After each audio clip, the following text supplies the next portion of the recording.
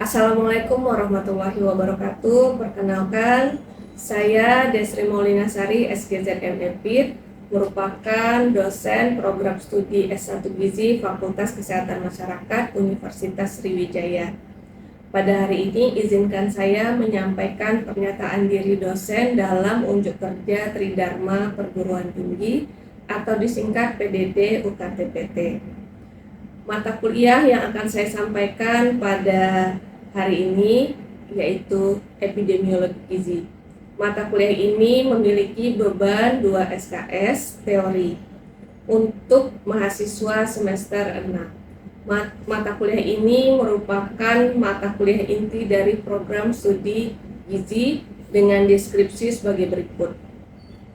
Memberikan pengetahuan mengenai konsep, ruang lingkup, dan penerapan epidemiologi dalam bidang gizi. Adapun materi pembelajaran mata kuliah ini adalah mengenai konsep epidemiologi gizi, riwayat alamiah, variasi diet, pemanfaatan alat bantu atau tools dalam menganalisis data asupan dan aktivitas fisik, kemudian membahas tentang bias, validitas, dan reliabilitas dalam penelitian gizi, juga penggunaan instrumen penelitian gizi dari keberadaan bias. Konsep segitiga epidemiologi dalam masalah gizi seperti agent, host, dan environment. Juga mempelajari ukuran frekuensi masalah gizi, investigasi wabah, dan juga berbagai desain studi epidemiologi yang dapat digunakan pada penelitian gizi. Pembelajaran berlangsung selama 16 minggu sesuai kalender akademik dan dirancang untuk mendukung CPL dan CPNK program studi S1 Gizi. Proses pembelajaran mata kuliah ini dilaksanakan secara tatap muka, langsung dan tatap muka maya melalui platform Zoom dan Google Meet. Interaksi dosen dan mahasiswa pada mata kuliah ini dapat terlihat dari metode pembelajaran yang digunakan, yaitu ceramah, diskusi kelompok dan presentasi, serta studi kasus. Untuk sistem penilaian mata kuliah, ada beberapa komponen yang menjadi perhatian. Yang pertama, nilai aktivitas partisipatif sebesar 10%, kemudian nilai tugas sebesar 20%, kuis sebesar 5%, UTS 30%, nilai UAS 35%. Dan untuk kehadiran minimal untuk dapat mengikuti ujian adalah 80%. Diharapkan mata kuliah ini dapat membekali mahasiswa dalam melaksanakan penelitian maupun screening kesehatan di bidang gizi. Dan selanjutnya saya akan menunjukkan video pembelajaran saya secara tatap muka di ruang kelas. Terima kasih. Assalamualaikum warahmatullahi wabarakatuh. Waalaikumsalam warahmatullahi wabarakatuh. Selamat pagi semuanya. Pagi, Ibu. Apa kabarnya hari ini? Alhamdulillah baik. Alhamdulillah. Nah, pada hari ini kita ketemu lagi di mata kuliah epidemiologi gizi, ya. Namun sebelum kita memulai perkuliahan, baiknya kita berdoa menurut kepercayaan masing-masing, ya. Boleh kita mulai berdoa dimulai. Berdoa selesai. Ya. Hari ini apakah ada yang tidak hadir? Hadir semua? Hadir ya. Oke. Sebelum kita masuk materi kita hari ini sangat menarik ya. Mengingat minggu lalu kita sudah membahas tentang instrumen penelitian gizi. Ya, namanya kalau kita mau melakukan penelitian khususnya di bidang gizi, kita harus tahu dan kenal dengan instrumen-instrumennya. Dan kemarin minggu lalu sudah dibahas. Dan saya mau tahu dan mau bertanya siapa yang tahu instrumen untuk mengukur pola konsumsi pada individu. Ada yang bisa menjawab untuk merefresh materi ini? Izin menjawab, Ibu. Instrumen penelitian gizi untuk mengukur pola makan individu itu seperti food recall, FFQ, dan SQ FFQ, Bu. Oke, jawaban dari email benar sekali ya, bahwa untuk mengukur atau instrumen pola konsumsi makanan pada individu itu bisa menggunakan protokol SGFFI ataupun FFI bisa digunakan ya. Kemudian ada lagi? Tidak ada? Cukup? Oke, baik. Selanjutnya kita akan membahas tentang materi kuliah hari ini yang berjudul bias, validitas, dan reliabilitas dalam penelitian gizi. Sebelum itu kita harus tahu belajar tentang bias. Pada hari ini capaian pembelajarannya yang sesuai adalah mampu mengkaji dan menelaah masalah gizi yang akurat untuk penelitian. Kemudian menunjukkan sikap bertanggung jawab atas pekerjaan di bidang keahliannya secara mandiri. Ya, nanti kalian akan tahu kenapa capaian pembelajaran materi bias hari ini ada kaitannya dengan tanggung jawab. Ya, kemudian yang ketiga, mampu menerapkan pemikiran logis, kritis, sistematis, dan inovatif dalam konteks pengembangan atau implementasi ilmu pengetahuan dan teknologi yang memperhatikan dan menerapkan nilai humaniora yang sesuai dengan bidang keahliannya. Itu capaian pembelajaran kita. Kemudian CPL ini dibebankan ke mata kuliah epidemiologi gizi, ya, yaitu mahasiswa mampu memanfaatkan tools atau alat bantu dalam melakukan penelitian gizi. Mungkin selama ini kalian berpikir, ngapain saya belajar epid? Kenapa saya belajar epid gizi? Nah, inilah salah satu CPNK-nya. Kalian mengenal tools dalam penelitian gizi. Sehingga indikator CPNK kita pada hari ini itu kalian bisa tepat memahami bias. Ya, tidak tumpang tindih ya dengan bias K-pop itu ya. Ya, tepat memahami bias, validitas, dan reliabilitas dalam penelitian gizi. Ya, dan saya berharap kita bisa mencapai target ini. Oke, saya lanjut. Nah, ini yang saya bahas tadi, bias. Coba diperhatikan dengan baik. Menurut KBBI, bias adalah kecenderungan untuk mendukung atau menentang sesuatu hal. Ya, apakah itu orang atau itu kelompok daripada yang lain dengan cara yang kurang adil. Ada orang di sini cenderung pada orang. Kalau K-pop tadi artinya masuk cenderung ke orang, benar nggak? Biasku si boyband ini lebih keren, lebih ini segala macam. Tapi dalam penelitian gizi ada kecenderungan. Apa itu pada orang? Pada responden yang dipilih saat penelitian. Orang bisa salah mengambil sampel. Nah, inilah nih masalahnya di bias, ya. Kemudian bias dalam ilmu epid ini secara KBBI, secara ilmu epid ini disebut kesalahan, ya, bukan lagi tentang kecenderungan, tapi kesalahan dalam perencanaan, pelaksanaan atau analisis. Perencanaan kapan? Itu saat kalian membuat proposal penelitian. Nah, ini ya.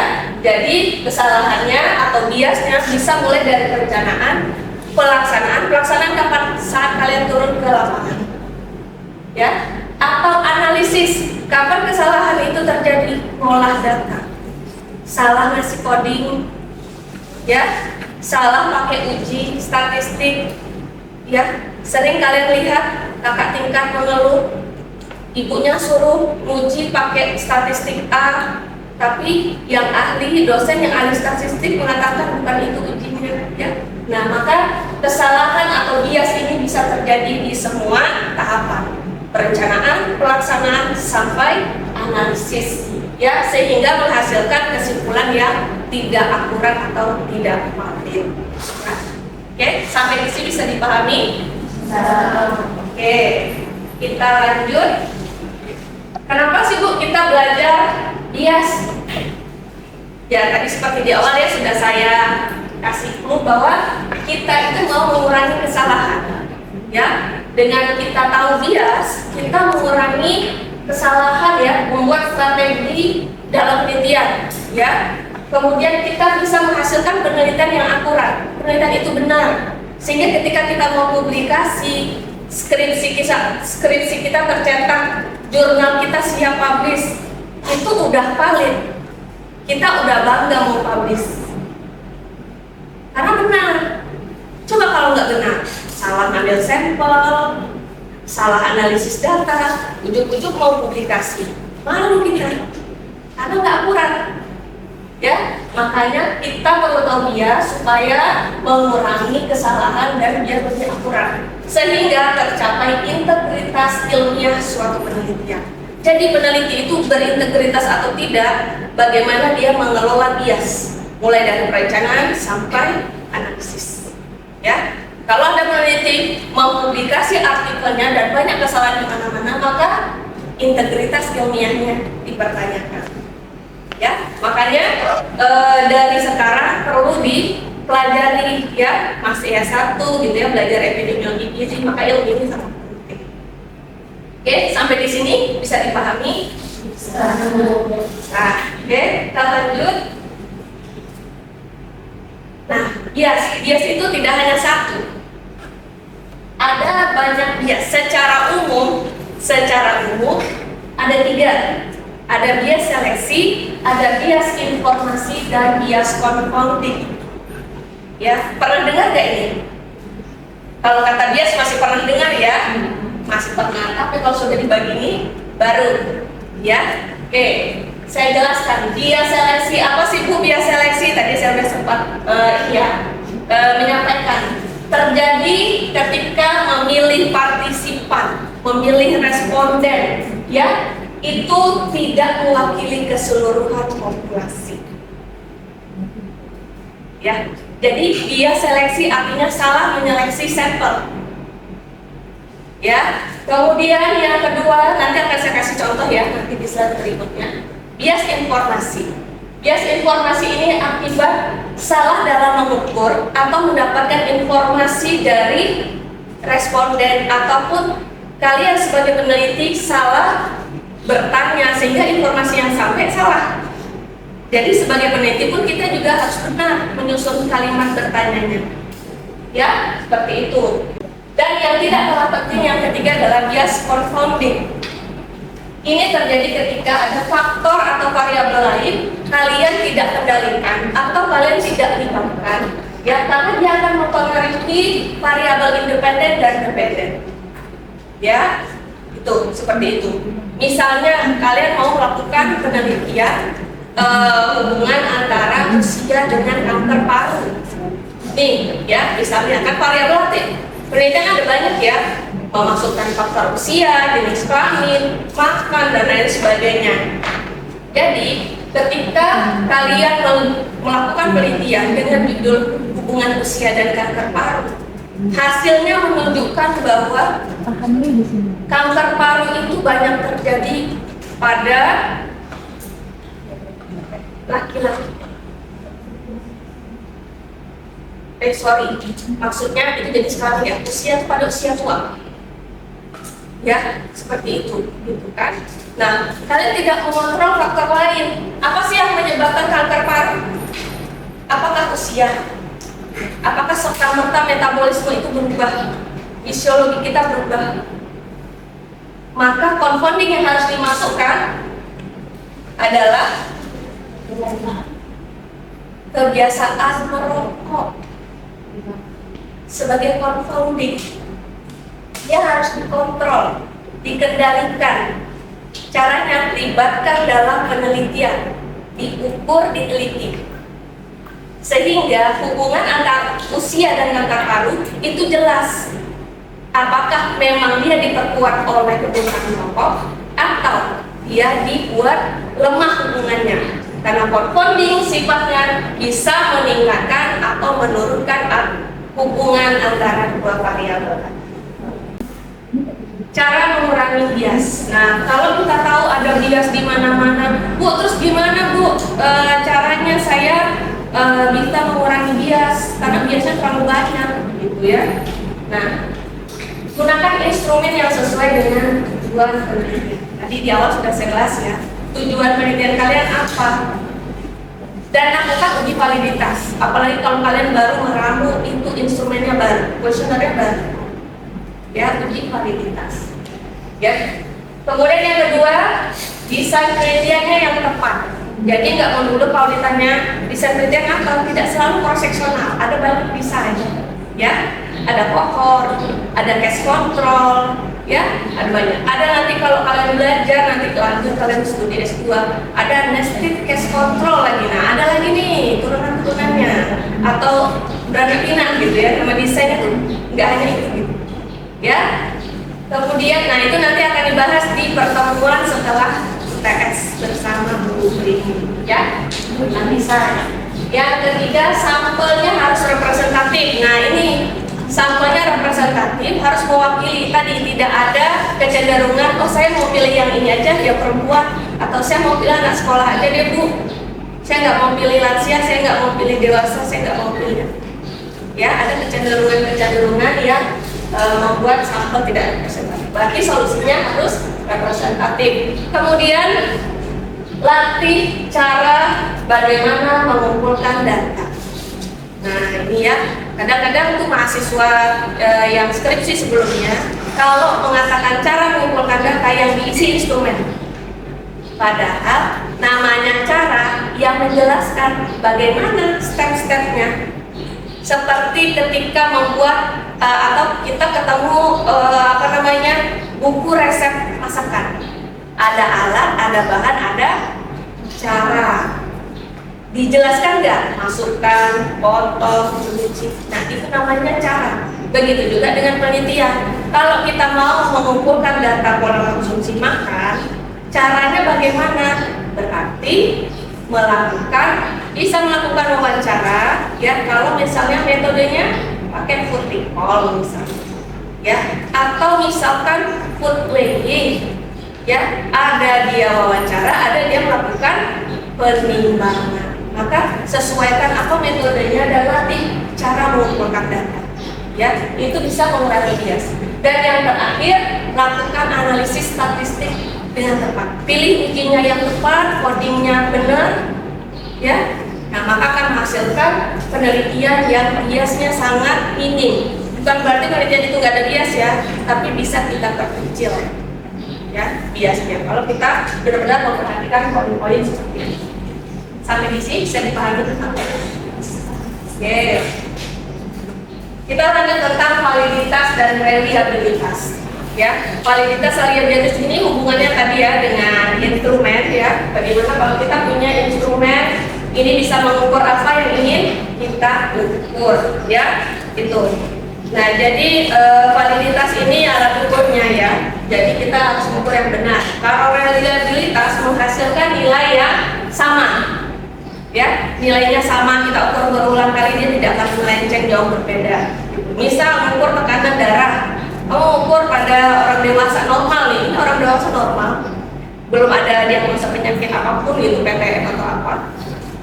Diukur nih, ukuran pertama 100 per 70 misalnya, ya. Lalu ukur lagi yang kedua tiba-tiba jadi 140, jaraknya jauh. Kemudian nah ini contohnya ya, ini adalah contoh bagaimana kita memvalidasi penelitian ya dalam menggunakan kuesioner dan dalam menggunakan alat. Hati-hati, penelitian di sini tidak serta-merta hanya kuesioner. Kita juga menggunakan alat, kita juga melakukan uji lab. Ya, nah ini penggunaan kuesioner. Ini contoh. Seorang peneliti, ya, ingin mengetahui perilaku makan remaja, ya. Lalu ia menggunakan kuesioner atau formulir vertikal.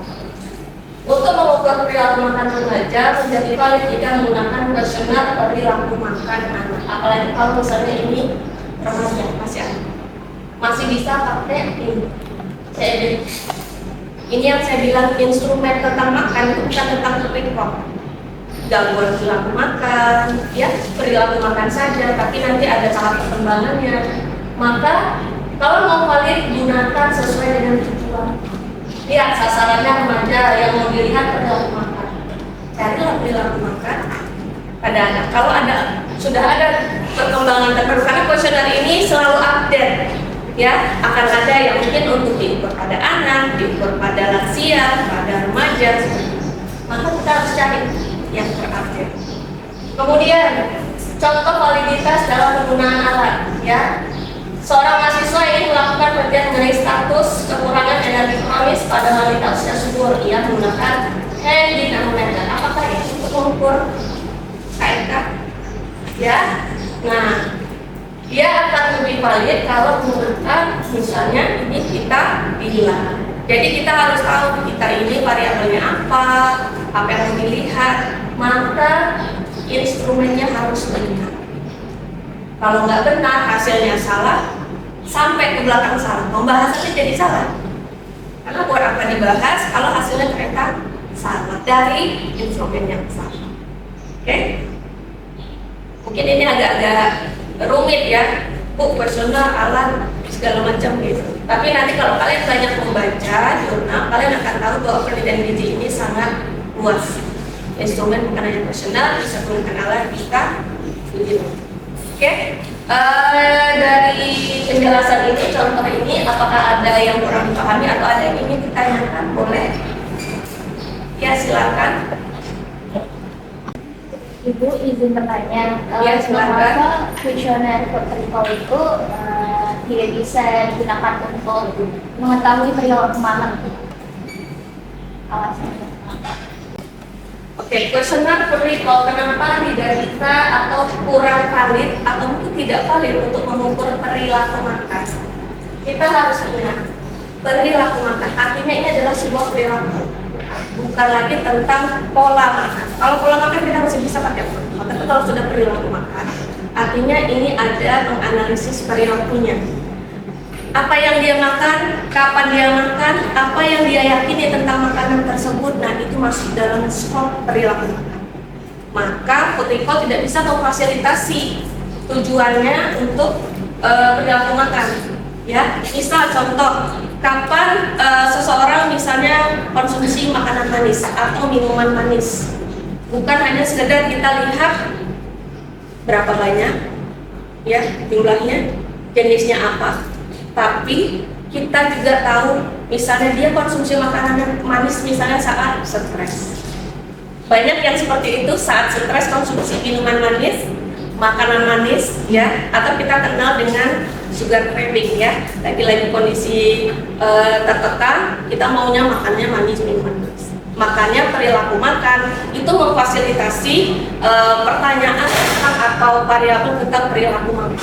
Jadi dia bisa kita tahu motivasi dia konsumsi itu apa, ya, kemudian jenis apa yang kalian sering dia makan, dan dia mengkonsumsi makanan tersebut bersama apakah ada makanan lain yang juga mendampingi, atau dia mengkonsumsi makanan tersebut dengan siapa biasanya, di mana. Jadi itu adalah sebuah perilaku. Jadi ada tindakan di sana, ada sikap di sana, ada sebuah keyakinan atau norma-norma yang dia yakini. Maka kuesioner recall itu kurang tepat atau tidak tepat digunakan untuk penelitian yang tepat. Ya, carilah kuesioner tentang perilaku. Apakah bisa dipahami? Baik Bu, terima kasih atas jawabannya. Bisa dipahami? Sudah. Bu. Berikutnya reliabilitas dalam penelitian gizi. Ya, reliabilitas tadi kan kalau diukur dia hasilnya tidak akan jauh berbeda, ya, menghasilkan nilai yang sama atau mirip. Kalau pada penggunaan alat, ini adalah sebuah contoh, ya. Seorang peneliti ingin mengetahui kejadian hipertensi pada PNS di Unsri. Ia menggunakan tensiometer digital mengukur tekanan darah. Ia melakukan pengecekan tekanan darah hanya 1 kali saja. Nah, ya, harusnya supaya reliable atau memberikan hasil yang tidak jauh berbeda pada kesehariannya kalau dia melakukan tekanan darah, dia harus mengulanginya beberapa kali dengan jeda 2 sampai 3 menit. Ya, lalu hasil pengukuran dihitung rata-rata. Ya, seperti itu, gitu. Ya, itu caranya. Jadi supaya reliable itu kita lihat tekniknya bagaimana. Ya, kalau validitas alatnya harus benar, kalau reliable bagaimana nih tekniknya nih? Ya, itu bedanya tadi ya, validitas dan reliabilitas dalam hal alat. Oke, nah selanjutnya penggunaan kuesioner. Ini contoh, seorang mahasiswa S1 Gizi ingin melakukan penelitian tentang aktivitas fisik anak sekolah. Dia gunakan physical activity questionnaire for children. Ya, nah ini ya, dan hanya 1 hari saja. Ya, ini kalau dilakukan 1 hari tidak reliable ya ini. Dia harus dilakukan selama 7 hari, dan itu 7 hari terakhir. Jangan 7 hari sebulan yang lalu. Nah, itu nggak reliable lagi gitu. Sedangkan yang dilakukan 1 hari saja itu belum tentu reliable, karena bisa jadi kalau dia diukur aktivitasnya di hari yang kemarin, misalnya di kemarin dia habis ikut lomba mewakili sekolahnya, dia nggak ada di sekolah. Nah, aktivitasnya tercatat dia cuma duduk dan ikut lomba gitu, dia tidak ada aktivitas sekolah, maka tidak mewakili. Maka lebih baik atau lebih reliable dilakukan selama 7 hari terakhir. Ya, dan ingat, karena ini contohnya pada anak sekolah, cari aktivitas fisik pada anak. Ya, itu caranya. Jadi validitas terjaga, reliabilitas juga terpenuhi. Ya, oke. Baik, dari semua materi yang saya sampaikan tadi, apakah ada yang ingin ditanyakan atau ada yang kurang jelas? Oke, kalau bisa dipahami, ya kita akan lanjut.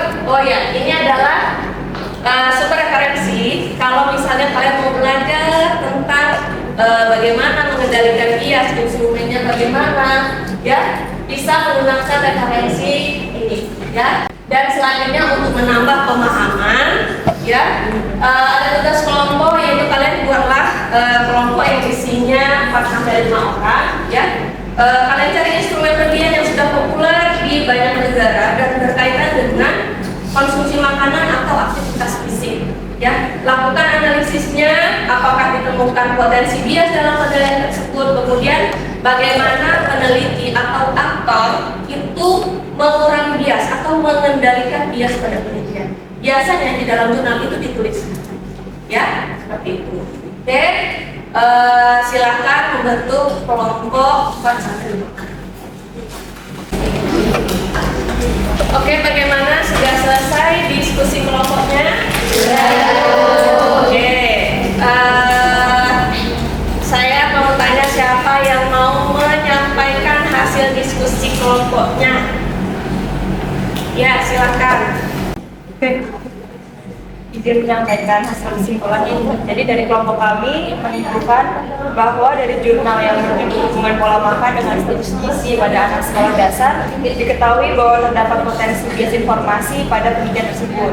Yang hal itu karena responden yang terpilih adalah murid setiap kelas, padahal anak SD kelas 1-3 itu belum bisa memberikan informasi secara akurat apa yang mereka konsumsi. Selain itu juga tidak ada upaya autor untuk melibatkan orang tua murid dalam proses wawancara pola makan anak. Oke, jadi dari jawaban kelompok sini tadi bahwa kurang valid ya, karena tidak melibatkan orang tua, kemudian salah dalam memilih sampel ya, yang harusnya bisa menjawab secara akurat itu kan harusnya itu harus didampingi seperti itu ya. Bagus sekali jawabannya ya.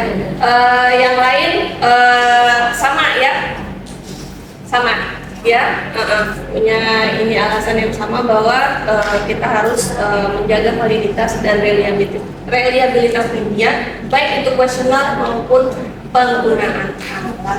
Ya, saya kira cukup untuk penelitian hari ini. Terima kasih untuk kehadiran dan partisipasinya. Saya akhiri. Assalamualaikum warahmatullahi wabarakatuh. Waalaikumsalam.